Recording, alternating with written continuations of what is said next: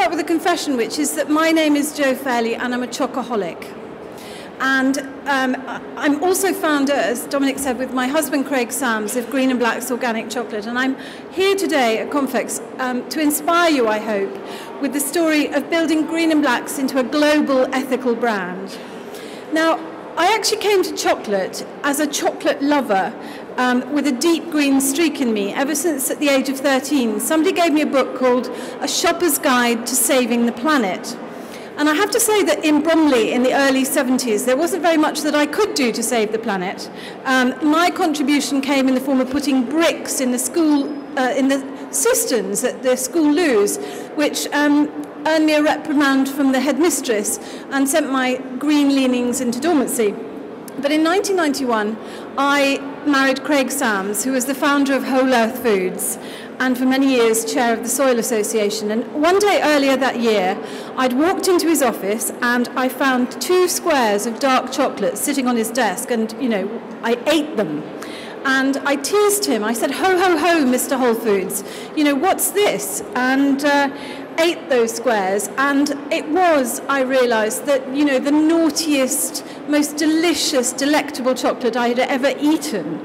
I rather hope that nibbling on some of it today might help the story come alive in your minds. But I instantly felt better about the chocolate when I learned that it was the world's first organic chocolate. So I said, "What are you going to do with it?" And he said, "Can't do anything, it's got sugar in." And many of you may know that Whole Earth Foods was founded on the principles of no added sugar.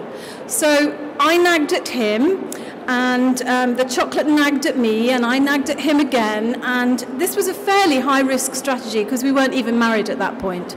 But eventually he turned around and he said, "Look, if you're so interested, you do it." Which meant he could do the distribution and sales, but I had to do the PR and marketing, and the snag was I had to finance it as well. Now, this was completely unknown territory for me, but when I was 16, I bought a postcard in Carnaby Street of a man on a diving board that said, "If you don't do it, you'll never know what would have happened if you had done it." So basically, I dived right in, and I've never regretted it. And although I've been a working journalist and a magazine editor since I was 19, this was actually the only time I've ever had money in the bank from selling my house before I moved in with Craig. So I rang my bank manager and I said, "Could I please transfer £20,000? And so he asked, "What for?" Because actually, even though it's your money, they still want to know what you're spending it on. So I said, "Chocolate." There was a sort of stunned silence on the other end of the telephone. But then we had to create the brand, and I have to say that the global brand that you know today started one rainy Saturday night in Portobello Road, and we played with names, and I think I can safely say that if we'd stuck with Eco-Choc or Organi-Choc or Bio-Choc, I would not be standing here this afternoon. But we wanted something that sounded like it had a glorious confectionery heritage, like Callard and Bowser, or Barker and Dobson, or Fortnum and Mason. And we were green because we were organic, and we were black because we were the darkest chocolate on the market at the time. And somehow, magically, putting an "and" in between made us sound like we'd been around since 1876. And Green and Black's pushed all the right buttons, and I have to say, the minute I said it, we knew we had it. And that had taken 10 minutes, and we sketched out the rough design for the packaging in about another 5. And today, Green and Black's, which we sold to Cadbury's in 2005, is bigger than Marmite in sales terms, and cooler than Prada, according to the most recent Cool Brands survey. And in fact, in that survey, Green and Black's was the only food brand in the top 20, you know, judged by some of the hippest people in the design and retail world. Green and Black's global sales are now nearing £100 million, and we're also the #1 organic chocolate in America. And with Kraft, which is our new owners, which I will come on to in a minute, behind us, we're now poised to enter lots more markets around the world. But, you know, how did we get to that from really very humble beginnings? What we had, and what I recognized on day one, was we had an amazing fantastic product. It really was the best chocolate that I had ever eaten, and like most women, I had eaten a lot of chocolate. I had even written articles about chocolate, not all of them about what a great substitute it was for men. And I certainly knew a good thing when it hit my taste buds.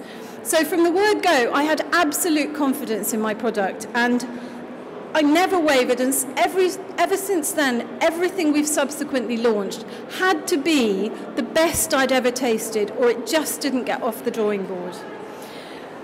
But also from the outset, we educated the press and consumers about the ethical benefits, emphasizing the advantages to our growers. This wasn't something that we had to think about strategically. It was just naturally the way we did business. And the idea of doing good while you're doing business isn't new. You know, look at Anita Roddick and The Body Shop or Ben & Jerry's. But we realized that we really were helping to pioneer the concept of ethical business as we know it today. And that was because we paid fair and fixed prices to the growers, and they weren't exposed to toxic chemicals, etc. And so because we were the world's first organic chocolate, and we were completely delicious with it, we ended up with a telephone directory's worth of press cuttings. And I have to admit that I have an advantage here, because for 15 years before I founded Green & Blacks, I was a working journalist, and I did understand what pushed journalists' buttons. So because PR is worth far, far more to you than paid for advertising ever is, the very first thing I ever did was sent loads of chocolate to journalists, and just about anybody I could think of in the foodie world, with a press release that said, guilt-free chocolate, ? Well, almost. And that seemed to get them over the guilt hump of eating it. So the very first press coverage that we had was in The Independent, and it said, right on, and it tastes good too. So I couldn't have wished for more. And we are still getting amazing coverage. You really cannot beat a headline, as we had in the Observer Food Monthly recently, which says how a Green & Blacks chocolate bar rescued the families of Belize from ruin. Back in 1992, we also won the very important support of the Women's Environmental Network, which they'd just published a book called Chocolate Unwrapped, which highlighted in particular the plight of women on cocoa plantations. And it talked about how women in particular were exposed to dangerous chemicals like lindane and DDT, because women are small and they can wear backpacks, and they're often used to spray up into the cocoa canopy. And on plantations where those chemicals are used, there is a high level of skin disease and eye problems and lung problems, etc., and also a pretty high level of birth defects. So the great thing was that instead of preaching doom and gloom, the Women's Environmental Network was able to say, there is one chocolate that you can eat, it's organic, and it's called Green & Blacks. Actually, they were just really relieved not to have to tell their membership that they had to forswear chocolate completely. But for us, it was absolutely fantastic to have that independent third-party endorsement. And I have to say that the greatest satisfaction from what we're doing comes not from feeding delicious chocolate to discerning chocoholics like yourselves. It comes from the impact that we have made on the families who grow cocoa for us. Business really can change people's lives, and very often in a more sustainable way than most aid projects. It's about giving people a leg up, not a handout. And this idea really has now captured the public's imagination. We're currently in the first week of Fair Trade Fortnight, and the market for fair trade products, for instance, is now worth £493 million a year. You know, that's nearly £500 million, and 70% of households in Britain now buy at least one or more fair trade products a year.